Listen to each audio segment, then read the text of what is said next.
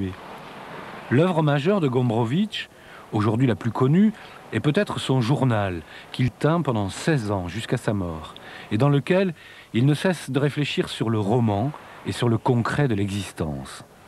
3 mois avant sa mort, Michel Vianney, Michel Polac et Dominique Deroux rencontrent le maître, mais l'admiration ne les rend pas muets pour autant. Entre la France et moi, il y a une grande difficulté. Je dois dire que le roman français ne m'a jamais trop convaincu. Pour cela, je préfère, par exemple, le roman russe ou le roman allemand. Je préfère peut-être Thomas Mann que Proust. Je préfère Dostoïevski que Zola ou que Balzac. Et je préfère aussi quelque chose polonais qui ne sont pas connus, hélas, mais qui ils sont, je crois, de grande valeur. Bonjour, messieurs. Ah, voilà, Dominique. Bonjour, mon cher. Bonjour, Vitol. Écoutez, est-ce que vous avez eu des difficultés avec l'avion? 3 quarts d'heure de retard à cause du grève ou des... Et vous, Vitol? Et moi, ça va. Vous avez commencé l'émission, là? Moi, je suis à la Sans question.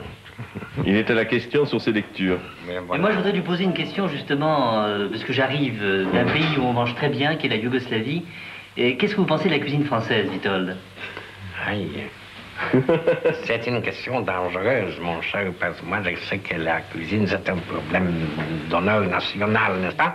Mais quand même, je dois dire que là, c'est très mauvaise. Il n'y a rien à faire.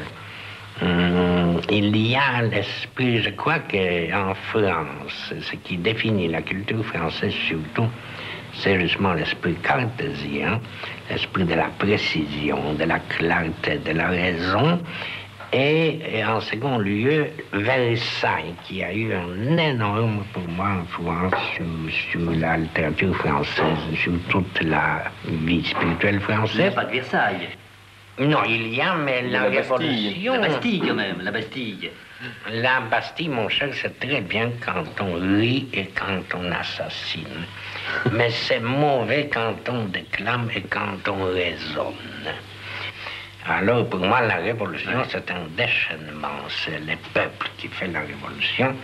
Et c'est là-bas où elle devient vraiment forte et spontanée. Et tout le reste, ce sont des raisonnements, ce sont des discours, ce sont des phrases. Mais vous avez été très réactionnaire en face de mai dans vos entretiens avec Dominique. Vous avez une réaction assez, je trouve, très réactionnaire et très conservatrice, alors que ça y était, ce déchaînement et cette liberté surréaliste. Et je dirais même que Witold Gombrowicz a été condamné par l'Union des écrivains en séance publique. Ah, mais il le méritait, parce qu'il a dit des choses. Vous avez été condamné, mon cher Witold. Condamné par des unions. Quelle union d'écrivains? Par l'Union des écrivains qui s'était réunie justement après les Avec événements de mai. Butor, Quel notamment. écrivain? Avec Michel Butor, entre autres. Mais qu'est-ce qu'il peut me condamner, Michel Butor, avec sa réunion d'écrivains? Je dois vous dire, franchement, que j'étais parfois inquiet parce que quand je demandais mais qui est Gombrowicz, comment est-il, etc. Alors, j'ai des gens qui m'ont dit c'est un personnage insupportable, vous allez voir, il est odieux. Bon. Il y en a d'autres qui m'ont dit, vous savez, il est extrêmement snob et mondain, il est très salonnard, enfin bon. Alors, C'est odieux par quel côté? Moi, je ne suis pas de tous côtés, je suis un personnage sympathique, humain. Et ce sont des calomnies qu'on vous raconte. alors je vais vérifier, je voudrais demander l'avis de l'épouse. Comment est Gombrowicz dans la vie privée? Est-ce que c'est un homme supportable? Tout à fait supportable, il est tranquille, je le trouve tout à fait charmant. Simplement, comme il est malade, parfois il est un peu difficile. Toi, tu parles plus fort, hein, tu parles en fait d'une façon plus agressive, pardon. Alors, ce qu'il aime, c'est la discussion avant tout. Il y a une espèce de Moi, je dialectique, suis sportif. une dialectique de la discussion qui s'établit du matin au soir. Et ça, enfin, je crois que c'est intéressant. Exactement. Elle me dit de moi que je suis despotique, que je aurait de m'impose légères trop, tendances à que je être suis égoïste, qu'enfin de ces choses que les femmes disent toujours. Misogyne, non? Dans nos interviews, nous remarquons les regards. Vous évitez le regard de ceux qui vous posent des questions. Et vous ne répondez pas en regardant. Absolument. Eh bien, c'est très typique pour les fausses interprétations qu'on fait de moi. Et alors, quand quelque chose manifeste ma humilité, alors on considère justement que c'est mon orgueil. Et c'est dans toute ma littérature la même chose. Par exemple, moi, je parle de moi, mais pourquoi? Parce que je suis orgueilleux. Mais quel écrivain orgueilleux il va confesser qu'il veut, par exemple, être grand ou quelque chose de pareil? Il ne dira jamais cela. C'est une chose honteuse. Et pour dire cela, il faut avoir une distance envers soi-même. De sorte que cela prouve que moi, je ne suis pas du tout orgueilleux. Au contraire, je suis l'humilité même. Avec du reste la raison et l'intelligence. Vitol, si votre œuvre est lue par des gens très jeunes, et si un jeune écrivain, enfin quelqu'un qui voudrait écrire, venait vous demander un conseil, qu'est-ce que vous lui diriez? Un écrivain polonais disait dans ce cas-là, écris comme le cœur te dicte.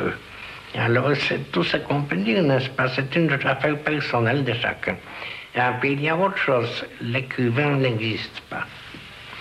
Tout le monde est écrivain, tout le monde sait écrire. Si on écrit une lettre à sa fiancée, c'est de la littérature aussi, n'est-ce pas? De sorte qu'il n'y a pas des écrivains, ce n'est pas une profession. Alors, au lieu de dire écrivain, il faut dire peut-être personnalité. Je suis pas d'accord. Et ça, c'est la plus juste. Comment? Non, mais je suis pas du tout de votre avis, parce que quand vous dites qu'on écrit une lettre et qu'on est écrivain, c'est pas vrai du tout, parce qu'il y a une part de création chez l'écrivain. On est créateur quand on est écrivain. Qu'est-ce que ça veut dire, créateur? Ça ne veut rien dire, je m'excuse. Le vrai travail de l'écrivain, c'est le travail intérieur, pour se consolider, pour se former. Et c'est ça qui compte. Dominique Deroux a mené en 1968 avec Witold Gombrowicz, un an avant sa mort, des entretiens sur son œuvre et sa vie, entièrement réécrits par lui. Testament est reparu l'an dernier en poche, chez Gallimard, dans la collection Folio, comme les 2 tomes du journal. Enfin, toujours chez Gallimard, Moi et mon double, dans la très belle et bonne collection Quarto, 6 romans de Gombrowicz, comme La pornographie, Ferdi Durk ou Les envoûtés.